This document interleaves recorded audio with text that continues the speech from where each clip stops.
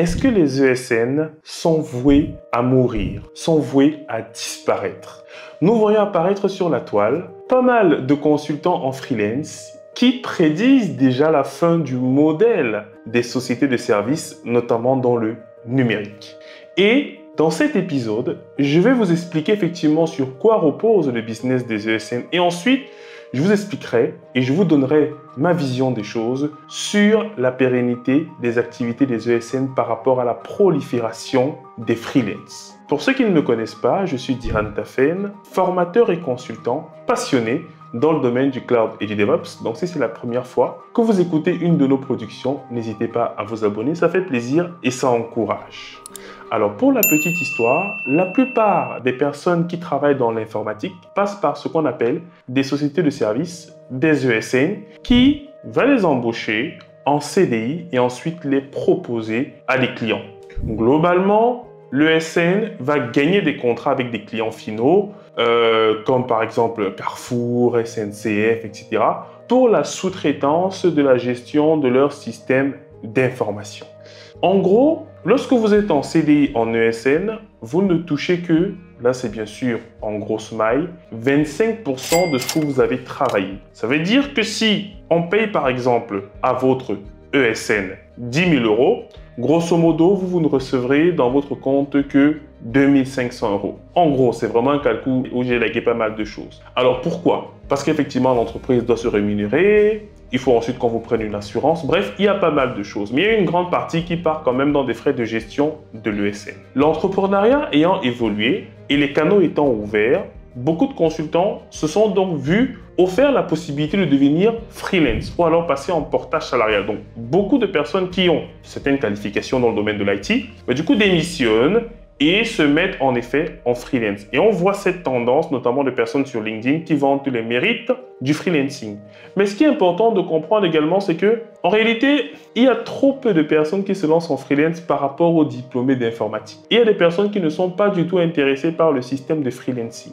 Donc en gros, un client par exemple, allez, comme La Poste par exemple, si elle veut embaucher 100 ingénieurs, 100 développeurs, elle ne va pas chercher 100 freelance. Ça fait trop de gestion pour eux en interne. Il faut qu'ils créent des contrats pour chaque freelance. Il faut qu'ils suivent la facturation. Il faut que les acheteurs également discutent avec chacune de ces 100 personnes. Ce n'est pas évident. Je pense que vous-même à leur place, vous ne le ferez pas ainsi. Mais du coup, qu'est-ce que les grosses sociétés font? En fait, elles vont voir des sociétés de services comme, sans faire de publicité bien évidemment, Capgemini, Sogeti, Devoteam, Atos, bref, tous ces gros mastodontes que vous connaissez dans le domaine de l'IT. Et ils vont leur dire, mais du coup, on vous propose un contrat de sous-traitance sur 1 an. Et vous pourrez donc amener 100 consultants. Ça fait en sorte que la charge administrative repose sur l'ESN, la société de services. Et le client, l'entreprise, aura simplement affaire à un seul interlocuteur qui sera Devoteam ou alors Capgemini. Une facture et c'est beaucoup plus facile. Et en plus de cela, l'entreprise, donc l'ESN, sera garant de la qualité des profils qu'elle va fournir et bien évidemment sera assujettie à un certain nombre de règles à suivre pour garantir la qualité des livraisons qui sont faites. Donc, c'est très difficile pour une entreprise de commencer à embaucher des freelances par-ci, par-là. C'est pour cette raison que, généralement, ce que les freelances font, c'est qu'ils sont en fait pistonnés, quand c'est bien sûr dans les grands groupes. Ils passent généralement par des ESN qui ont des contrats avec ces grands groupes-là.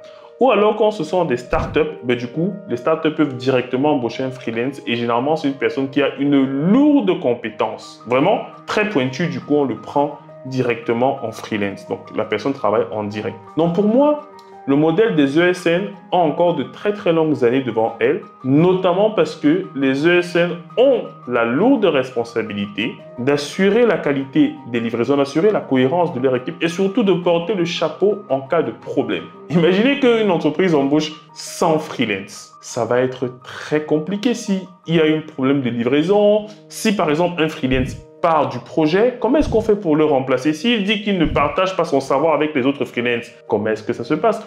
N'oubliez pas aussi que quand on est freelance, on peut partir du jour au lendemain, théoriquement. Donc, l'entreprise n'est pas, grosso modo, couverte en fait, le client final, parce que le freelance peut partir à tout moment, alors que le SN garantit effectivement que la personne aura 3 mois de préavis. Donc, ça permet effectivement de faire de faire cette passation de compétences avec d'autres personnes de l'équipe. Donc, les amis, ne vous inquiétez pas, les ESN ne partiront pas. Leur modèle va encore durer de longues années. Et les ESN ne sont pas du tout en concurrence avec les freelances. Les freelances ont leur mode de fonctionnement. Les ESN ont leur mode de fonctionnement. Et en réalité, les freelances ne représentent peut-être que 5% des informaticiens. Donc, arrêtez avec les posts sur LinkedIn qui voudraient convertir tout le monde en freelance.